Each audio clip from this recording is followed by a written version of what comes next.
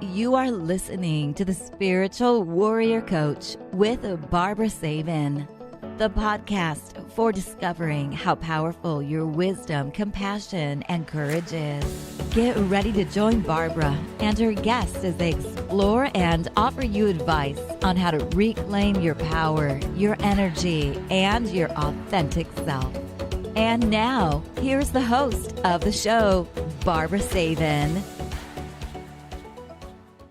Thank you for joining me today, and welcome to the Spiritual Warrior Coach podcast. I am your host, Barbara Savin, and I am here to help you reclaim your power, your energy, and your authentic self.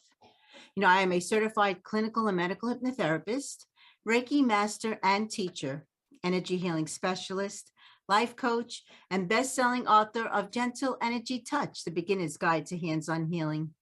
I have been helping my clients for over 35 years, and the older I get, the more wisdom seems to come through. So isn't it time that you believe in yourself? Your mind is going to provide you with your greatest challenges in life because it's so very, very powerful. So let's use that mind for positive thinking, creating harmony, balance, peace, love, happiness, and anything else that your heart desires. Because one day the world will tap you on your shoulder and say, this is your time to shine. And speaking about shining, I'm going to bring on my guest right now. Hi, Sandy. How are you? I'm good. How are you? Good. Let me tell my listeners a little bit about you. Sandy Phillips Kirkham. She's the author of Let Me Pray Upon You. Pray upon you, continues to use her voice to help victims of clergy abuse. She currently serves on the board of the Council of Child Abuse, and Sandy has spoken before the Ohio State, a Maryland court, and appeared on local television in Boston. And her story, Stolen Innocence, was told in a documentary produced by the Hope of Survivors. And Sandy works with survivors conducting victim support conferences. And she has participated on panels moderated by Survivors Network of those abused by priests, sharing her perspective from a non-Catholic point of view. And she is a very sought after podcast guest and speaker. And thank you for taking time out of your busy day to be on my podcast today. Well, I'm glad to hear. Wow. So, I read your story, and can you tell us a little bit about the background of what actually happened to you? Well, I think it's important to start with my relationship with my church. I started attending church when I was about 8 years old. My parents didn't attend, so I went with a neighbor girl up the street, and I just fell in love with the church. I loved everything about it. I went to church camp. I would love Sunday school. And as I got older, my faith deepened and I became more involved in church. At one point, I just started teaching Sunday school. I started singing the choir. I was baptized when I was 13, which really was the moment of change for me, and that deepened my faith. And I really began to take my role in the church and my relationship with God much more serious after that. Just after I turned 16, our church hired a youth pastor, and he came from a church where he had just done dynamic things in that church. And so everyone was eager to have this new pastor on board. And he was different than any other minister we'd ever had before. He was 30, he was married with 2 children, but he really acted more like our age. He knew our music, he drove a convertible. And I think in the 70s vernacular, you'd say he was hip. And even the adults were drawn to him. He was very charismatic. His sermons were dynamic. I mean, just everything about him was just unbelievably unique. And it started very early on that he tapped into me as to be one of the leaders, and he took me under his wing. My parents were divorced. I didn't see my father very much, so I saw him as a father figure. And I really became attached to him in an emotional way as well as a spiritual way. And he tapped into that. And so it wasn't, not too long after he had arrived that there was a youth group meeting at my home, and he waited for everyone to leave. And then he bent down and he kissed me. And I was stunned. I thought, I think he just kissed me. I'm 16 at the time, and I didn't know how to process it. So I just thought, well, this is his way of showing his appreciation for what I'm doing in the church. And he was always telling me how much he appreciated me and how thankful he was that I was helping him in the church and those kinds of things. So I just rationalized it that way. Then it was about another year where I call the grooming process, where he was always putting me in leadership positions. He was always telling me how wonderful I was. I babysat for the family. So this really gave him a perfect opportunity to be alone with me and to continually groom that process so that I became kind of dependent upon him. And certainly at the age of 16, I liked the attention, and I really felt like I was doing God's work by helping him. I saw this as a good thing. We'd sit and talk about the Bible or, just things about the church. So I didn't really see it as abnormal. But had he been my 30-year-old neighbor down the street who wouldn't take me home right away and want to sit and talk to him all evening, I know I would have gone home to my mom and said, okay, this is weird, but every time I babysit for this family, he doesn't take me home. He wants to sit and talk to me all evening. So he tapped into that connection of the church. And that went on for about a year. And sometimes he would kiss me, sometimes he wouldn't. So I never could get a pattern to it. But then there was one night when he finally took me into the living room and he put me on the floor and began undressing me. And I was frozen. I froze. I didn't know what to do. I couldn't believe that this was happening. He eventually took me to his bedroom where he had sex with me. And from that point on, I felt like I was committed to him because I thought I'd given away my virginity. The church was very clear that, you don't give away this special gift of your virginity. And so this confusion and not knowing what to do, I was traumatized. I was literally traumatized by this act of sex. And as much as I could rationalize the kiss, I knew I couldn't rationalize this. This was wrong, and I knew that. It was a very short time after that, he became a Dr. Jekyll and Mr. Hyde. He became violent. He became just emotionally just hateful toward me. He told me I was never smart. He didn't think I was very pretty. I was always too fat. It began to be in a very emotional, along with a physical abuse. And then early on, I tried to get out of it. I felt guilty because I knew this was wrong. He was married with 2 kids, and I couldn't figure out how to get out of it. And eventually, I was afraid of him. He always told me that, if I told anyone, he would be in trouble and it would be my fault. And I was smart enough then to know this would be a bombshell in this church if I were to reveal that this man that everyone loved and looked up to was having sex with me. So I just accepted the relationship, and I just knew that it would not be over until he said it was going to be over. And it went on for 5 years until his actions were discovered. He was called in by the elders. They didn't talk to me. They asked me no questions. I don't know what narrative he gave them, but he was given a going away party. He was moved to the next church where he once again committed sexual misconduct within that congregation. A short time after he was moved to that church, I was called in by the elders and told that because of my behavior, I was to leave the church. And I was devastated. I was absolutely devastated. I loved that church, and it was the only church I'd ever known. And now I was being told by 2 men that I wasn't fit to worship there. And so I left. I just left, and I went on the next 27 years. It was a very difficult journey for me because I kept it a secret. I didn't tell anyone. My husband didn't know. And I tell people, when you hide a secret, it begins to overwhelm you and it begins to take over your life in ways that you don't even understand or expect. I just thought, well, I'm going to forget it and move on. Well, that doesn't happen. And so I'm trying to, 27 years go by. And as I describe in the first chapter of my book, I had a trigger that forced me, that just sent me over the edge. It said, I'm going to have to deal with my past. And that started my journey of healing.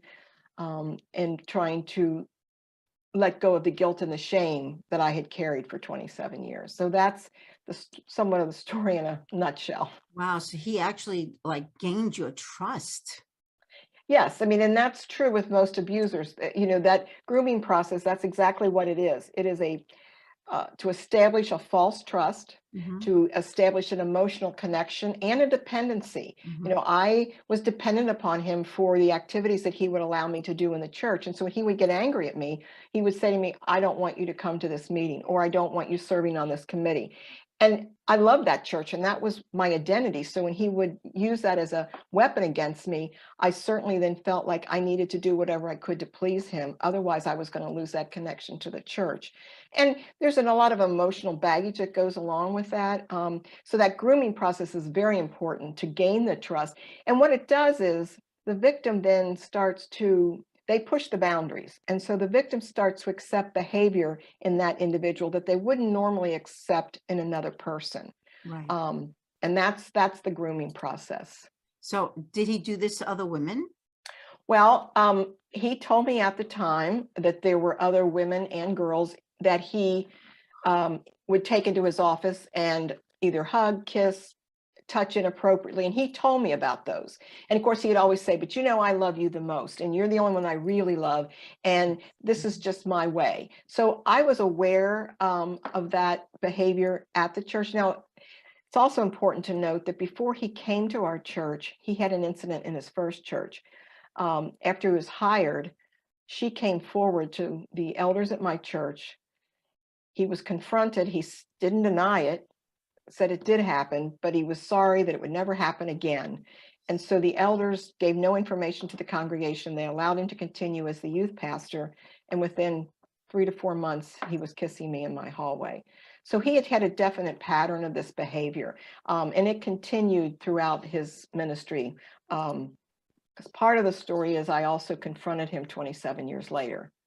Do you think other women did also?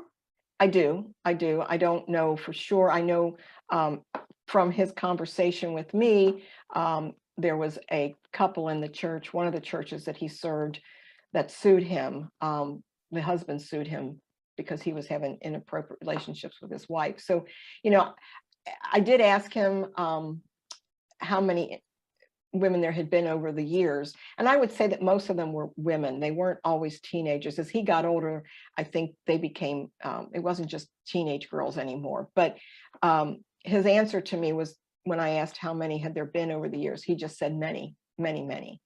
And so this was his pattern of behavior, and yet churches continue to hire him, and he is still a pastor. He's still a pastor? Yes. God knows what he's doing, what he's been doing to these young women. Well, that are afraid. Yeah, he's, you know, I had confronted him. He had his boss in the room with him, his supervisor, I should say, I guess. And their answer to me was, well, God changes people, and I'm a changed person. So they see that as that's their out to accepting this person and his behavior. And the problem with that, of course, is, first of all, no one really knows how someone has changed or not changed. But I also believe that if he were truly a changed man, he would understand that this is not a position that he should be in because of his past behavior. That a truly changed man would say, I've lost that privilege, and I understand that. And he clearly does not get that. And when I did have the meeting with him, I could see that he really did not understand the damage he had done to me and the results of sexual abuse and what it had done to me over that 27-year period before I was finally able to understand and comprehend that what happened to me just didn't happen. It was done to me by someone I should have been able to trust, and in a place that should have been the safest place on earth. So have any women come forth to take him to court? And I don't know. The problem is the statute of limitations in many states don't allow for victims to come forward, you know, later on. So like in my case, in Ohio, at the time of the abuse, age of consent was 16. So I was consenting. It did change. It's now 18, but you also at one point, I think the statute of limitations, you had until you were 21 to file a complaint. After that, you lost any ability. It's now moved to the age of 28. So anyone who's been sexually abused can up to the age of 28, file a criminal suit. After that, you lose any standing to file any kind of case. Some states, there are no statute of limitations. Other states, it's very, sometimes it's only a year after you've turned 18. Sometimes, like as in Ohio, it's 10 years. The problem with that, Barbara, is this. Victims of abuse, even whether it's clergy abuse or otherwise, the average age of coming forward is age 52.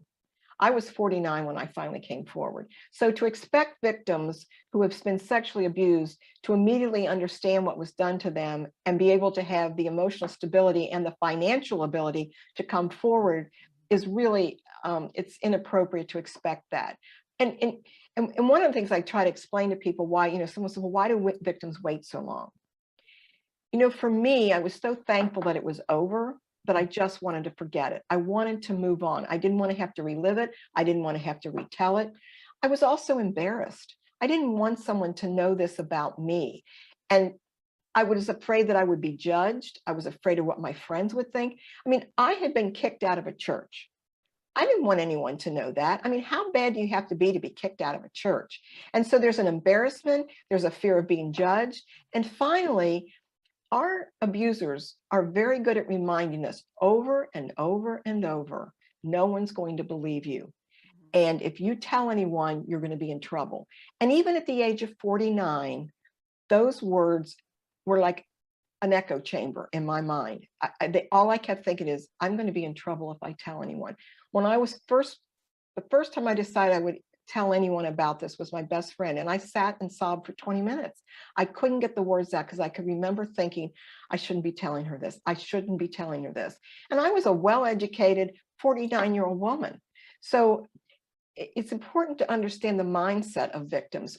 It's almost like our brains have been molded to such that we can't think for ourselves and understand, even though we understand the reality and we understand, emotionally, we're crippled. We're crippled by our past and we're crippled by what these abusers have done to us. So our ability to think clearly is compromised by our trauma and our abuse. And that's truly a shame because I'm sure that he's still doing this. Well, and I don't have any doubt that he is. He claims he's been changed and the people are, the scary thing about it also with him is they were aware of his past, but no one in the congregation is aware of his past. So, that should not happen. It should not happen. So what I did was I wrote a letter to his 11 elders, informing them of his past, informing them of my situation. Not one responded. They ignored me. They're also guilty of some of this? Yes. Well, I think they're certainly guilty of enabling him and protecting him. The fact that not one would respond to me, it's almost to say, if we ignore her, she'll go away, which I didn't. I then went to his denominational leaders in Indianapolis, to the president of that denomination. I also had a meeting with a group of people there. While they were sympathetic to me, again, the response was, well, we believe that he's a changed person. And this happened so long ago that it has no validity to now. And they haven't questioned any other younger kids? Not that I'm aware of. That is truly, that's a disgrace. It is. It is. That's and as I said, I think as he got older, his victims were he was 50, they were 30. They were always younger, but I know there were girls my age that he had inappropriate behavior with. So I know there were at the time. As he got older, I don't know that he, I just don't know. I don't know what the situation is. I know that a lot of the women were older women, not older, but they were, 21 or older. Do you think his wife ever found out? Well, his wife did find out. She found out. The elders called her and him into the meeting. And so she was very much aware. And she had suspicious, and he was abusive to her as well. I babysat for the family. So I saw him emotionally berate her. I saw him throw a book at her one time. So, she too was emotionally and abused by him. Yes. She eventually divorced him. And then he, I think he eventually remarried, but she did divorce him. Wow. It's, they do it in such a way that puts all the shame and guilt on us. Yes. Yes. I mean, And so, to be told you're going to be responsible for me if you tell anyone. mhm, I mean, that's a heavy burden to bear. And certainly victims also have a connection with their abusers. I mean, so I didn't want to get him in trouble. And I certainly didn't. I mean, if I were going to say anything about him, it was also going to reflect back on me. on So I you. thought, I saw Most, this as consensual. yeah, and then most people would say, well, you still did it. So, Right. why didn't you stop? Why didn't you tell And them no? Mm-hmm. I was blamed. I mean, he was given a going away party. He was forgiven. And I was kicked out of the church. Church. Chances are probably I mean, I hate to, and I don't know how widespread it is, but I think there's a lot of abuse in the church. There is, and there's more than most people want to admit. Mhm. And it's not just a Catholic issue. I know people tend to focus on the Catholic Church. It happens in every denomination. It happens in every faith community. It happens wherever there are vulnerable people. Yes. So, the gymnastics with Larry Nassar, it happens where there are people who are vulnerable. And certainly in the church, people come to the church because they are in needs and they have emotional needs that they want met. And when you have a predator in the church who plays upon and preys upon those vulnerabilities, it becomes, he's a wolf in sheep's clothing. He is no longer a shepherd. He's a wolf. He's a wolf in sheep's clothing, pretending to be a shepherd to the He's a flock of the rapist. church. Really? He I is. mean, that's Yes. what he Yes. is. And not getting any time in jail for it. Right. Right. And it's amazing to me that the laws in only 13 states is a clergy, unlike a doctor or a psychiatrist who has any kind of inappropriate sexual relations with their patients, lose their license. There are only 13 states that recognize clergy in the same way. So a clergy who is counseling a woman in his office and has inappropriate behavior with her, there is no consequences legally for that if she's of age. Whereas a doctor or a psychiatrist, there is. And they feel because he preaches God, Right. that Yes. he can get away with this. Yes. And we do treat our clergy differently. We look up to them.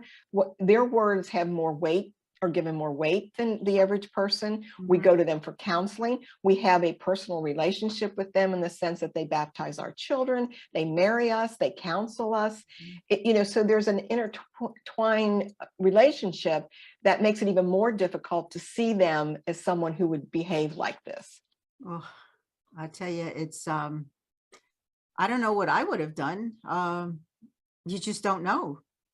No, and again, when you've been when you're in an emotional state, and this person is pretending as if they're helping you. I mean, I miss my dad. He was pretending to be my father figure. He was just so kind to me, and so for him to pull me in was pretty easy. I mean, and Susan Forward talks about the acronym FOG, F-O-G, that victims have, and that is fear, obligation, and guilt. They're fearful of what will happen if they tell. They feel somewhat obligated to their abuser, and they have guilt for participating, and they feel guilt if they were to tell anyone. So, there's a lot of emotional baggage that goes with abuse victims that is sometimes hard for others who've not been in that situation to understand. Why don't you leave? Why don't you say no? I really felt like there was no way out. I had no idea that I had a way out. I felt trapped. He was controlling. When someone's physically abusive to you, that fear, it's there. I mean, I was so fearful of him, of what would happen if I didn't do as he said. And as the relationship went on, like I said, 3 to 4 years down the road, I gave up. It was, I'm going to accept this relationship. I'm never going to get married. I'm never going to have children. This is what I need to accept. Right. And my self-esteem was very low. I didn't care really what happened to me. I just stayed in that relationship. You gave up. And I gave up. That's sad because he had full control over you. You gave him your power, your identity, your dignity, your everything of you gave to this man who's a rapist. Yeah. I mean, I had nothing left. I had nothing left. And which then spilled over, into my life later on, because, it took me years to believed that I really was a smart person, and that I wasn't stupid like he said, and that I was pretty, and I could do things that he said I couldn't do. And you know, it's I felt a lot too, and you may know this term, the imposter syndrome, because I felt like I always had to prove myself. Because if anybody ever found out who I really was from my past, they wouldn't like me, and they wouldn't care for me. And so they I would think had you lying. Yes, I was pretending to be someone I wasn't. I wasn't this person who was nice and good. I was this person who'd had sex with a married man who was my pastor, and it was horrible enough that the church threw me out. And so I felt I always had to prove myself. I felt like I had to prove myself. And that's definitely a trap. I mean, And it's exhausting. It's exhausting. Yeah. Well, because it stays with you. You want to say, but you don't want to say it. And it's like a bad dream that just never ends. Exactly. And the funny thing about keeping a secret, you think you're controlling the secret, but in reality, the secret's controlling you. Without a doubt. And I tell that to my clients all the time. You have to allow it to, you have to say the truth. You do have to let it go, because it's going to eat you up inside. And then they go about their business. They're fine. Right. But you are sick and you're insecure. Your confidence is down the drain. It's a no-win for us and a win-win for them. Exactly. Unless they're caught. And you're right. They don't care. His life went on, confronting him. That helped a great deal for me to release a lot of the anger. And it was important for me. And I tell victims, not every victim can do that. And I don't say that you need to do that, but for me, it was important. And I didn't know if he was still alive. This was 27 years later. I had lost all contact with him. When I hired a private investigator, he found him. He was in this church in Alabama. So I confronted him. And I knew I wanted to say a lot of things to him, but the one thing that I just knew I had to get out was to say to him, I know now what you did to me, and you had no right to do it. And so being able to verbalize that and finally look him in the eye and say to him, you had no right to do what you did to me. And that was powerful. That was very powerful for me. Whether it made any difference to him, I don't think so. Probably not, but you were able to let that go. I had a situation also in my younger years that I finally confronted the person, and similar words, but I also had mentioned that I forgive you, because I needed to forgive me for hating him. Right. But he needed to be forgiven too. And I wanted him to understand, no matter what you did, I will always remember, but I forgive you. And it was a situation where you preyed on me. But I allowed, well, I don't know if you say allowed, we somewhat allow it. Right. But then we get the courage to finally say, no, I'm not going to do this. Right. No. Well, it's interesting you bring up forgiveness, because I had intended to say to him that I was going to try and forgive him. In fact, he brought it up first. He said, not that I deserve it, but for your sake, you need to forgive me. And I said to him, you're right. I do need to find a way to forgive you, but I can't forgive you if you don't understand what you did to me. So I had prepared a list of about 20 things that I had him read that basically said, here's what you did. And so it started out by saying, Sandy, I was wrong when I stopped you in your hallway and kissed you. I was wrong when I hit you. I was wrong. So it was about 20 things that I had him read. Because anybody can say they're sorry, but I wanted him to understand what it was and how he had changed my spiritual life and how it had affected me for the rest of my life. And when I talk to victims, forgiveness is tough for victims. I mean, because we want justice, and we want some kind of the anger there to produce some kind of justice, but it doesn't.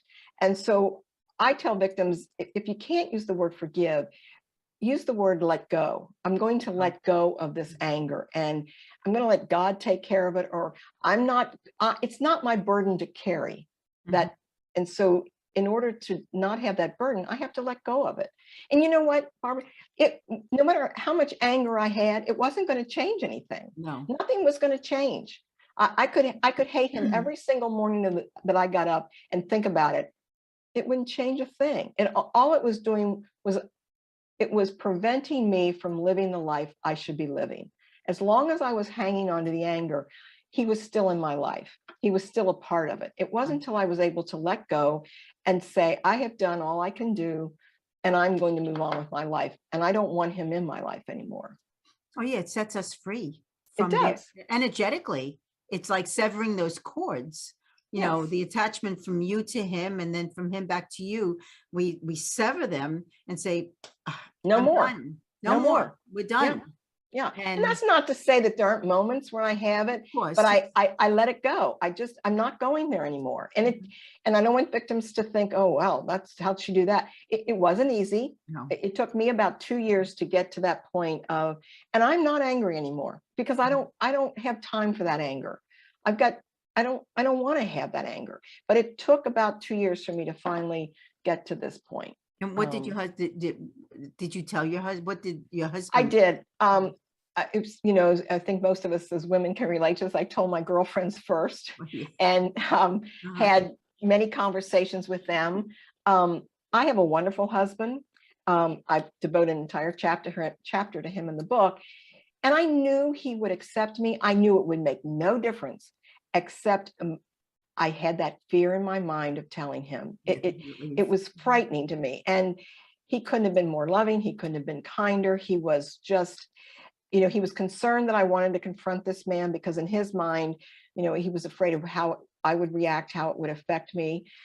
But he was on board with that. His comment to me was always, you need to do what you feel you need to do to heal and move on. And so he was always supportive, and he was angry at him. I mean, he was very angry at this man, understandably, but it didn't change our relationship. And he couldn't have been kinder and more. I mean, he just did what he needed to do as a husband, and that was support me. Good man. Yeah, he really is. And I know that's a support that helped me move on. Now, what made you all of a sudden decide you were going to say? Pardon me? What made you decide that it was time now for you to tell people about this? Well, I was going to my grave with this. I had every intentions of keeping this secret till I died.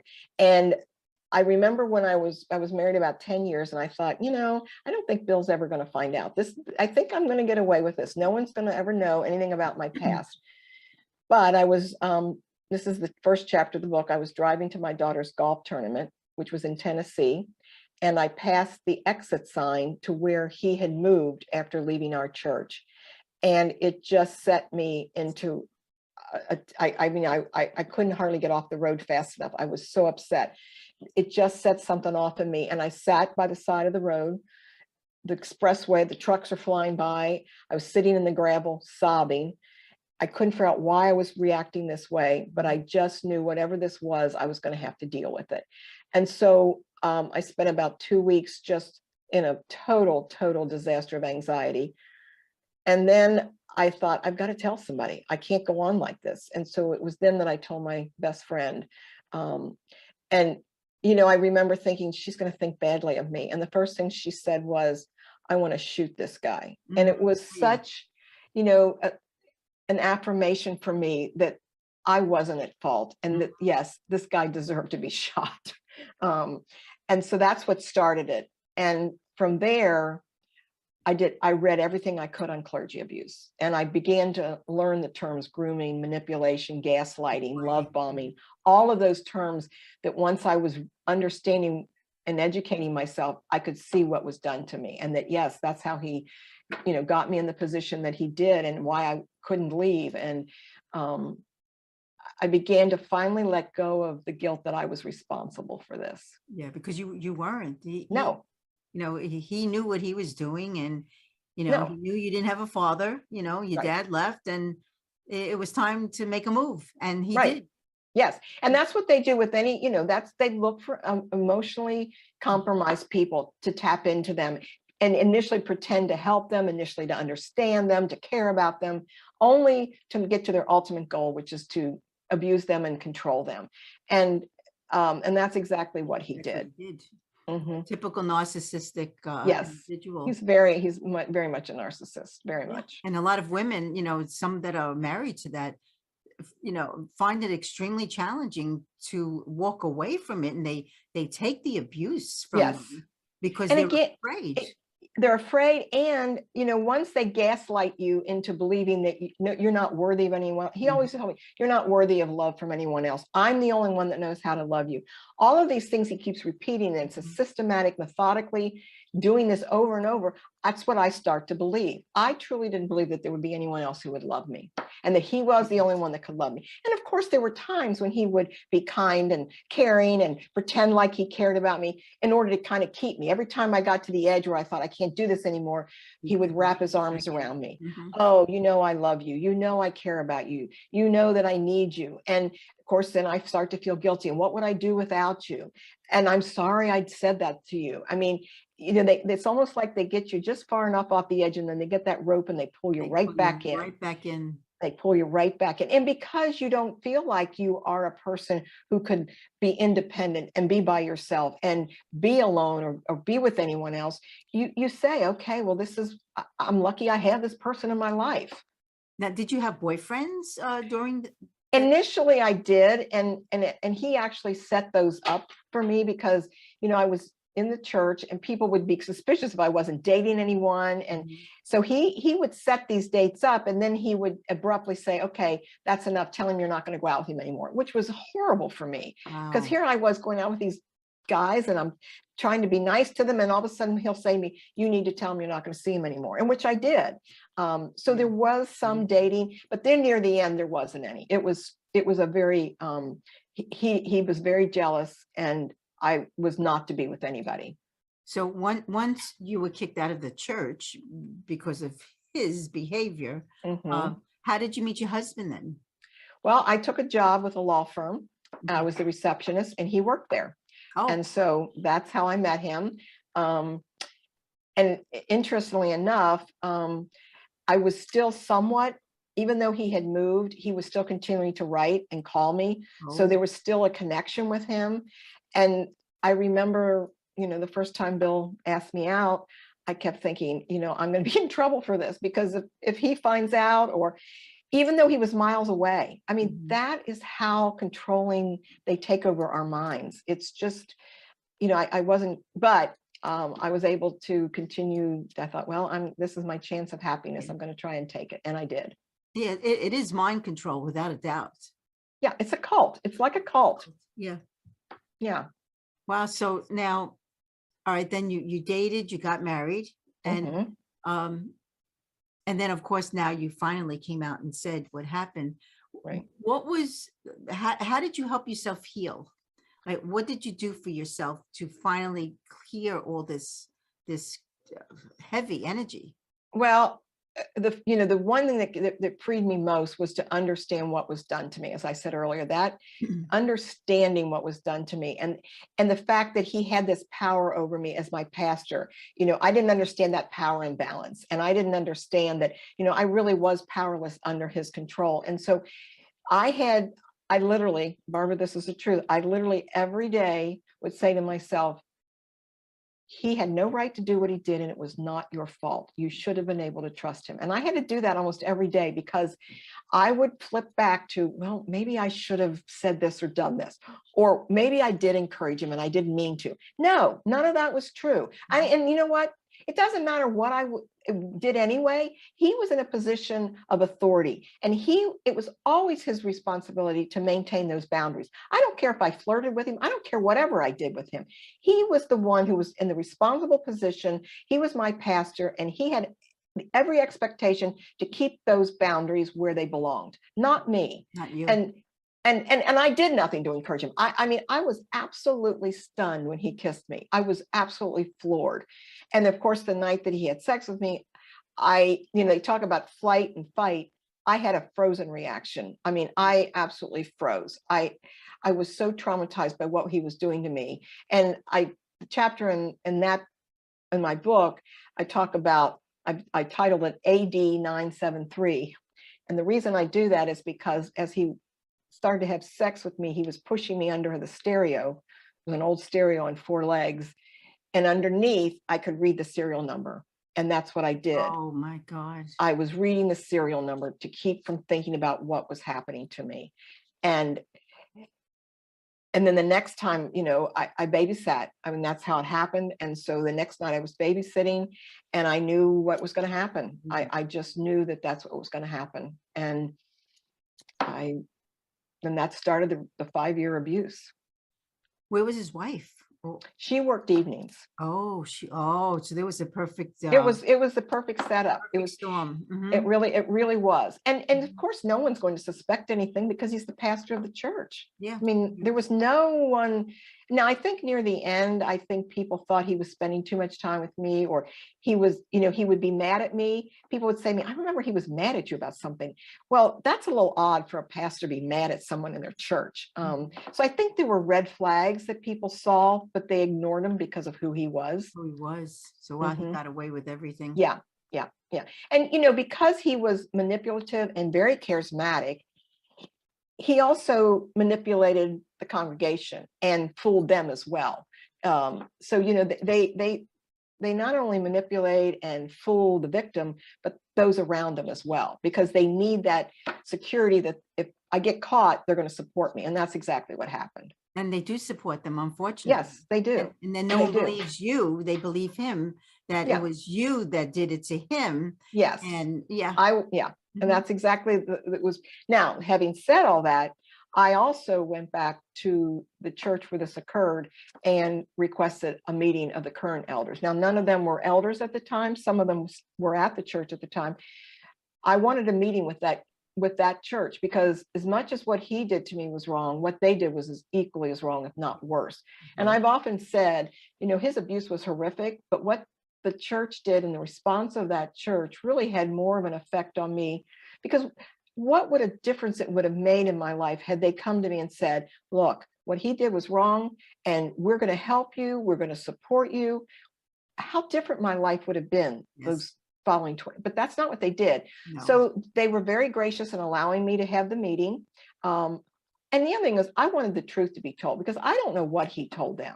Yeah. And I wanted them to understand I was 16 years old.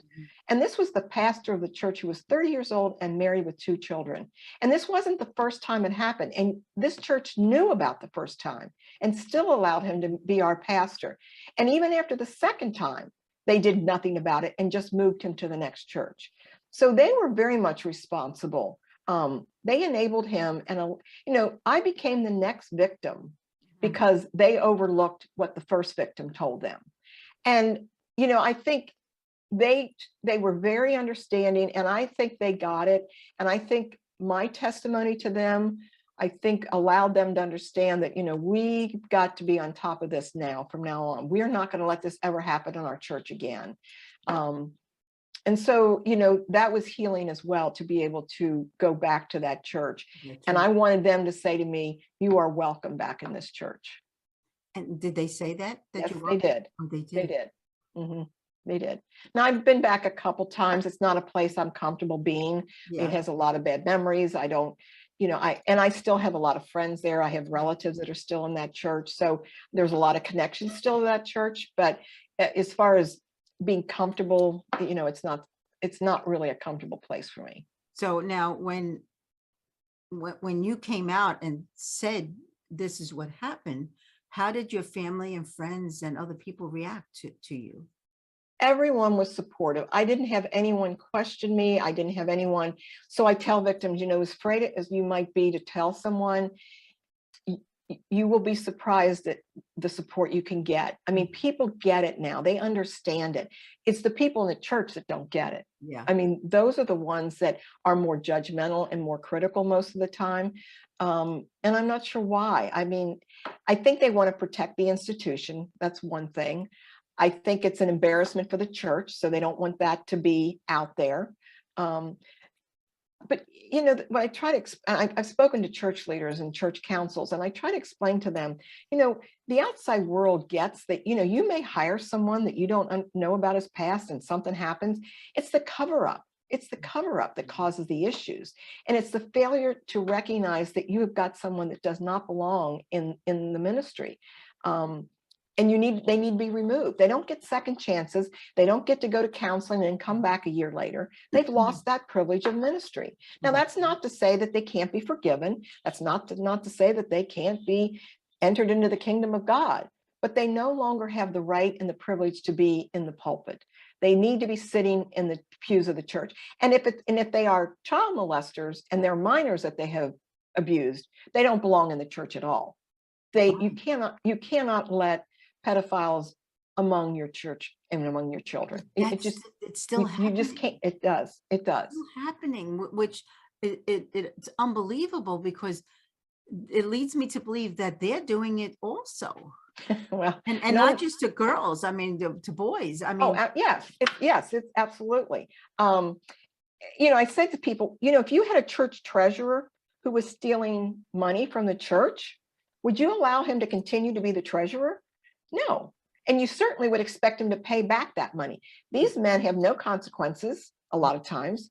And the church says we're to forgive and that we've all sinned. Well, that's true. But there are consequences. In a different way, though. Yeah, and there are consequences. Mm-hmm. Again, I am a nurse. If I'm caught stealing narcotics, I lose my license. A stockbroker with inside training, he loses his license. Every profession has an ethical, professional boundary that they're not allowed to cross. And when they do, they lose that privilege of their profession. And clergy should be the same. But it's not, though. No. And so are there new laws that are hopefully coming out or something has to be done? I'm sure this has been going on for like centuries. Yes. Yeah. Centuries. I obviously there's a greater awareness about this. I think there is churches are becoming more, I think, concerned about it, but they're still responding inappropriately many times. Many times, again, they're still passing these men along without telling anyone. Mm-hmm. And certainly, like in my church that I grew up in, it's an independent church. So they have no hierarchy to report to. So they don't have an established governing body that they have to report to. It's just whoever's in that church makes that decision. And so that's another problem as to why these men can continue on in different areas, in different churches. Prosecuted. Mm-hmm. Right. Because it stays within that area. Now, every state, you are required by law to report any child abuse and child sexual abuse. Mm-hmm. It's required by law. So churches don't have the right legally to hide these men, in spite of the fact that they will. Every state requires that you report child abuse. And they're not. They're not. Sometimes I do a lot of research and look, and I say to myself, wow, there's a lot of this going around, and not just in churches or in the synagogue or wherever, also corporate America. I mean, it's rampant. And these men, get away with the suffering of either women or children or, boys. It doesn't matter. Right. I mean, again, wherever there's a power structure that allows for someone to be under the influence of another person, then that is it's ripe for abuse. It could be, abuse, an abusive relationship. And sometimes they're not sexual. Sometimes it's just an emotional abuse, which can be, just as damaging in many ways. To be emotionally abused over time, it plays with that person's psyche as well. Oh, it does, because sometimes emotional abuse is worse than physical abuse. Oh, yeah. And to unravel those lies that you've been told over and over again takes years. And it takes, therapy. It takes a lot to finally believe in yourself and to say to yourself, I am worthy and I'm not what my abuser said I was. So now, for the average, I'm sure there's still a lot of women and children suffering from all this. What would you tell them? The first thing is, what is happening to you is not your fault. Right. There's nothing you could have done, said, or changed that would have stopped this person from doing this. You were in a vulnerable position or a place that you were unable to stop this person. So it's not your fault. So, guilt and shame keeps us quiet, and it prevents us from speaking out. Yeah. then I would say, which is what helped me, is educate yourself. Start learning the terms grooming, manipulation, gaslighting. You need to understand that you are being physically and emotionally abused. This isn't a person who cares about you. And then you need to tell someone. And I say that having kept a secret for 27 years. So I know how hard it is to tell, but you're not going to be able to free yourself from this person and live the life that you were meant to live until you're able to tell someone. And if it's clergy abuse, I would recommend probably telling someone outside of the church, because to tell someone in the church, the response may not be as helpful as it needs to be, because there's going to be, again, they've got a connection to this person that you're accusing of abusing you. Mhm. And there's going to be a tendency to want to protect the church. And so I think it's important, if you're going to tell someone, make sure you tell them someone you can trust outside of the church, and you will be believed. You will be. And if you're not, you go to you talk and tell someone till you are. Mhm. Now, I know you're on a lot of boards of, of child abuse and the Hope of Survivors. And so has this, everything that you've been doing now, besides your book, is it finally getting out to the average person, that they understand that this is really going on? I think so. I think there are still people who will say to me, does this really happen that much? Or is this really a need? It is. And so I see myself as saying, look, if I can keep, reaching people one by one, and if I can enlighten just a few people at a time, that's great. That's my mission. I mean, when I confronted him, I thought, okay, I've told him this is going to be all, it's over. I can go on and live my life the way I was before. And I realized that my story had a purpose, and I needed to make sure that purpose was fulfilled. And it's been cathartic for me as well to be able to do this, to help other victims. Because I'll tell you, I really thought I was the only one when this was happening to me. I never believed that this could be happening to anyone else. And I've often wondered, what if I'd heard someone's story when this was happening to me?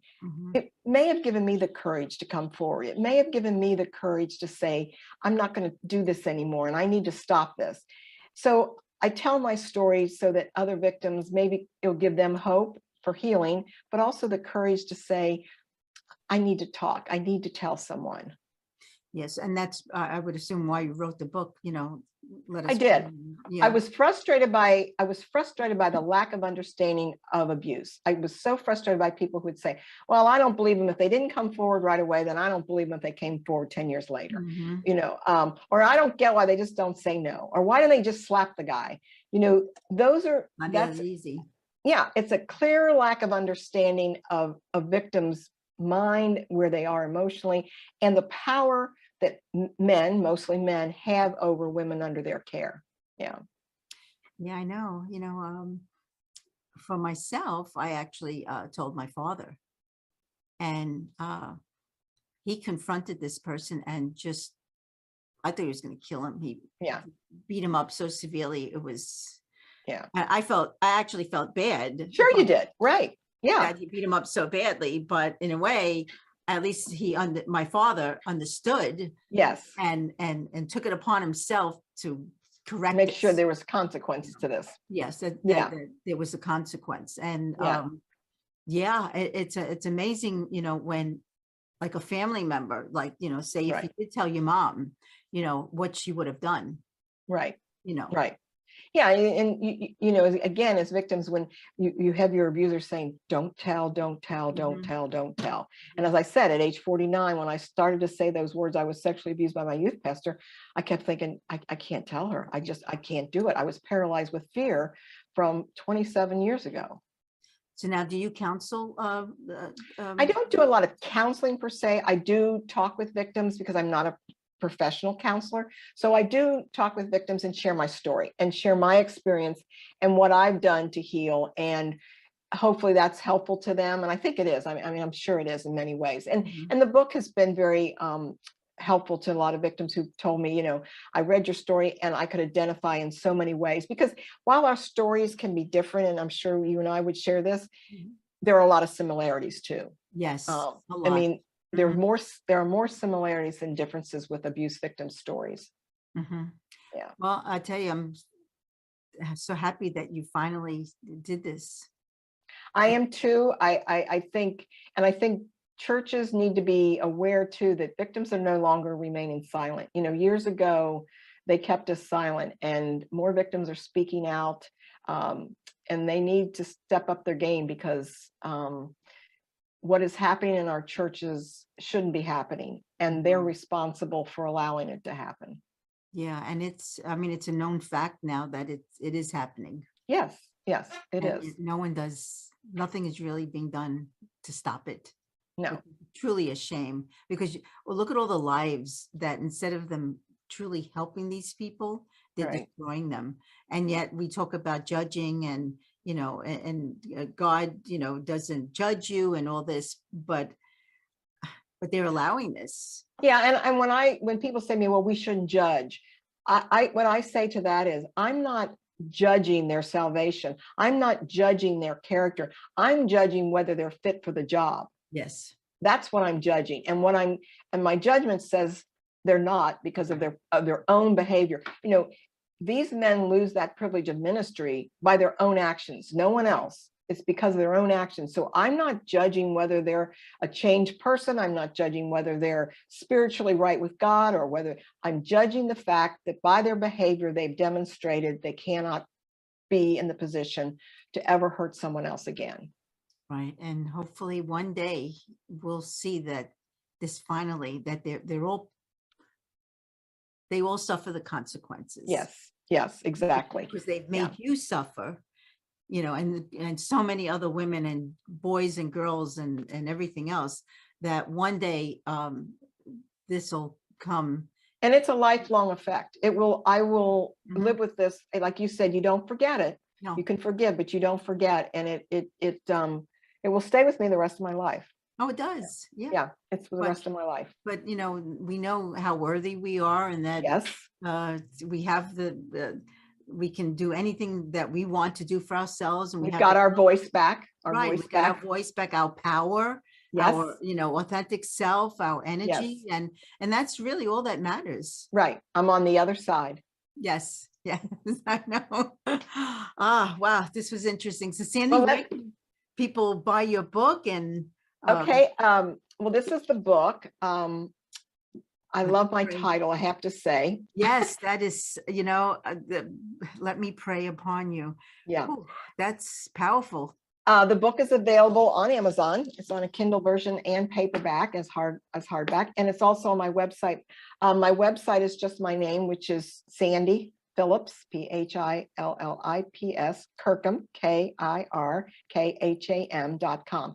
And I would encourage victims or anyone who's interested in learning more about clergy abuse to go to the website. I've got a lot of information on there. I talk about grooming, and there's a chapter in my book is on there as well, free download of that. So, and then I have a Facebook page as well, but the book is available on my website or at Amazon. And with your Facebook, are you getting a lot of hits? Like people? I do. Yeah, I do. And that's been the most rewarding for me. When someone says to me, hearing your story really changed my life, or hearing your story helped me heal, helped me start to talk about my abuse. I mean, that was really, I guess because I wish I'd heard someone's story. I just wish I'd heard someone's story. And it's important for them to know that they're not alone. They're not alone. You're not alone. And you can have the power to take your voice back. Mm-hmm. Wow.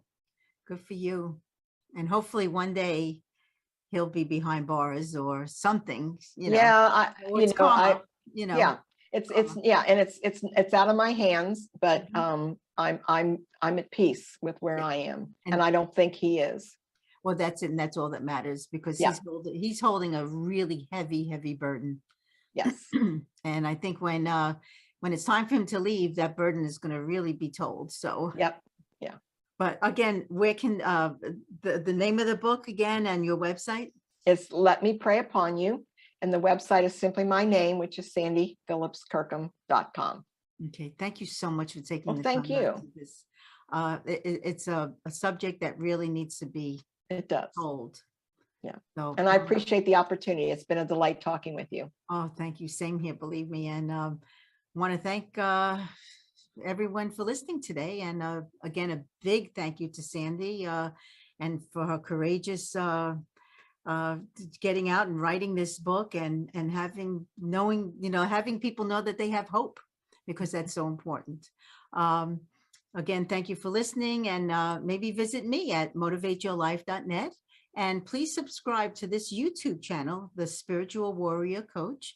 We're on Spotify, Apple, iHeartRadio, YouTube, and we're actually now international, United Kingdom, Spain, Canada, everywhere. And it's nice to know that people are listening throughout the whole world to this. For those of you may be interested in learning energy healing, check out my book on Amazon, Gentle Energy Touch, The Beginner's Guide to Hands-on Healing. And just wishing everybody a beautiful week filled with love and with light. Love, Barbara.